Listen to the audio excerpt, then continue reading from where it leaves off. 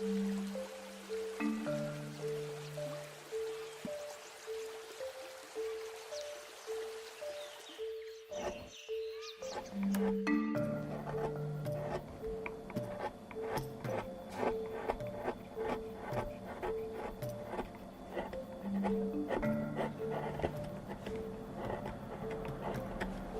can see the grain coming through there.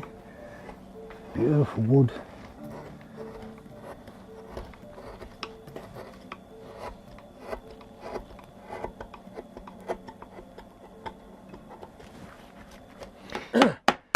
I think I was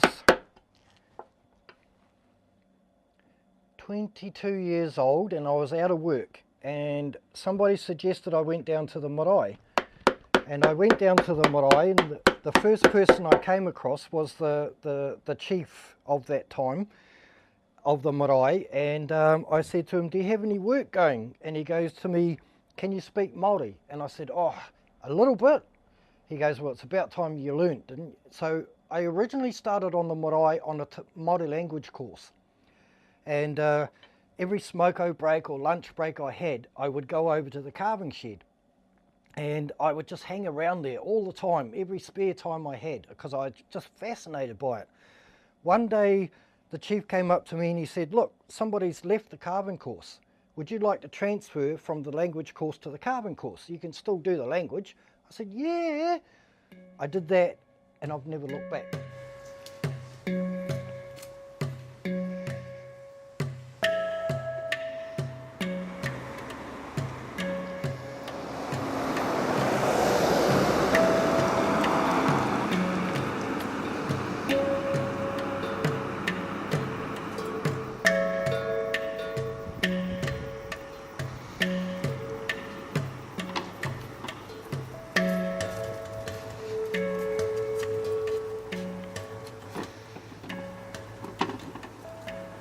That looks more like a shop.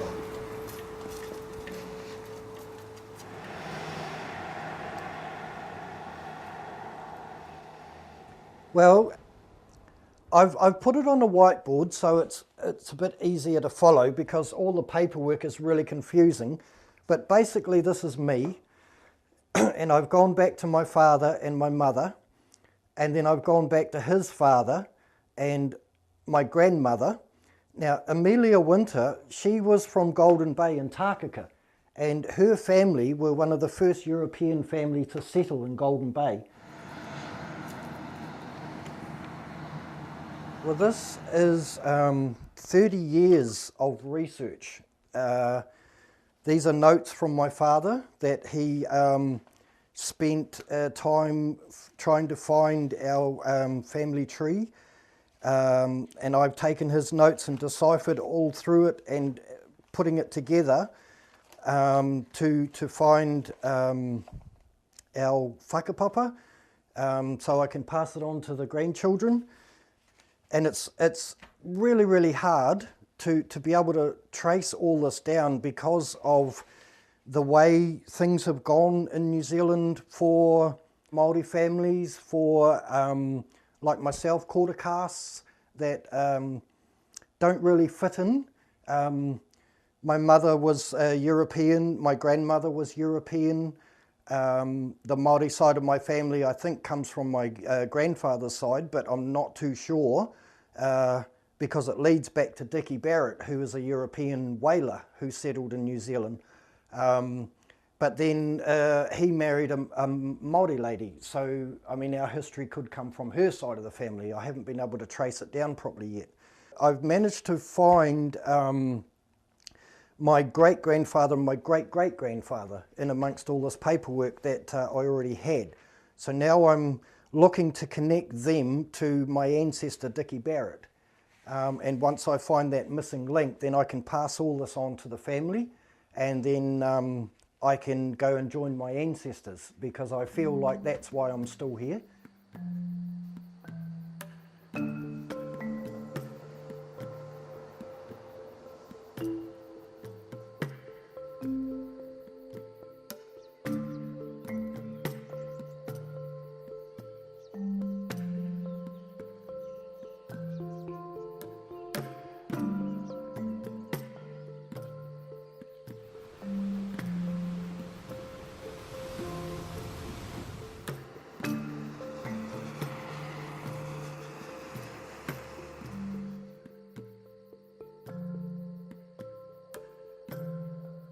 This is all my dad's writing that I've managed to break down and break through, and then I have the iwis and stuff which I've got to go through as well to find our iwi. As far as I'm aware, it's Ngāti Raukawa, Ngāti Te Rangi, but I need to find that connection, because as long as you've got hearsay, no one believes you, you know, and you've got to have hard facts.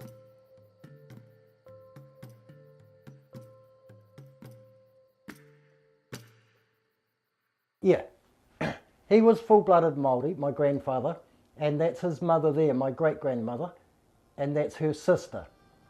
And then up the top here we have my great-uncles, and this is my Uncle William. He was in the 28th Māori Battalion. This is my mother and father, and my brother, and then this is my grandfather with one of his daughters. And when we were growing up, my grandfather used to speak a lot of Māori, but we were only, I think we were 8 when he died, but we used to think he was just waffling, and we used to make fun of him and tease him and things like that. And I feel really ashamed about doing that now, because if I knew what I did now, back then, I would have followed him around like a little puppy, you know.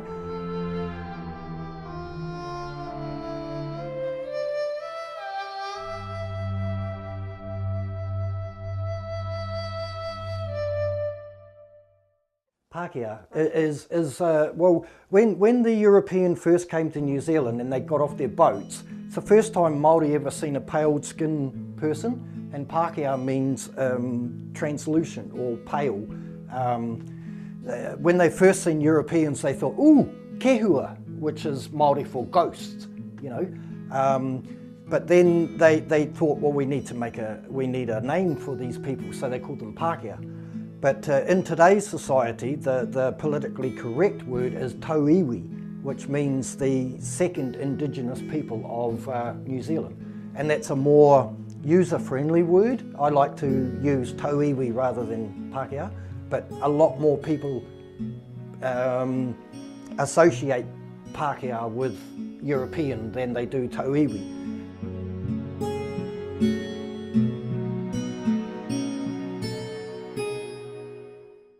When I was growing up, we hardly ever heard anything about the differences between Māori or Pākehā. You know, you were just a New Zealander, really. But then there was, I think between the 70s and 80s, there was a lull in Māoridom. There was, you know, there were, I think in the 80s, the government put out these things called Access and Access funding. So the iwis were able to get this money and then employ carvers to carve meeting houses for the maraes and stuff.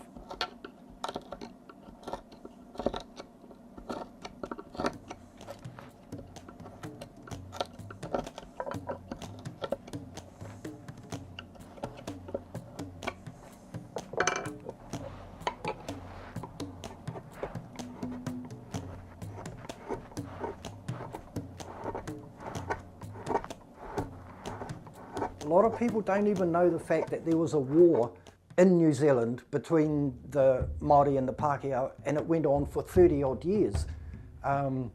That's where the treaty came in. The treaty was, in my view, a peace treaty to form an alliance with the tauiwi and the Māori so we could all get along. There's an old saying written by a Māori prophet years and years and years ago, and it's to the youth of today: grow up and learn your whakapapa for your knowledge, and learn the ways of the Pākehā for your survival. And things have changed now, you know, like you can actually survive in this world with all your Māori knowledge and background, but it's only the big iwis and the staunch ones that do that can whakapapa back to the wakas and to the first Māori that came to New Zealand.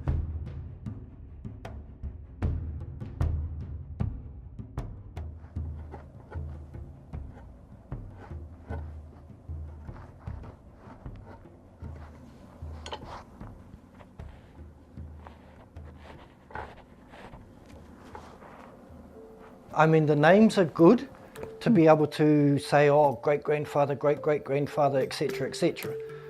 But what we really need, and what is asked of most Māori, is what's your iwi, what's your waka, what's your maunga, what's your awa. Maunga is mountain, awa is river. The reason I'm looking for my whakapapa is so I can identify with my Māori tikanga and my background and my ancestors, and have meaning behind the whakairo or the carving that I do, and be able to pass down to the next generation so they don't have to go through what we've gone through and what the ancestors have gone through.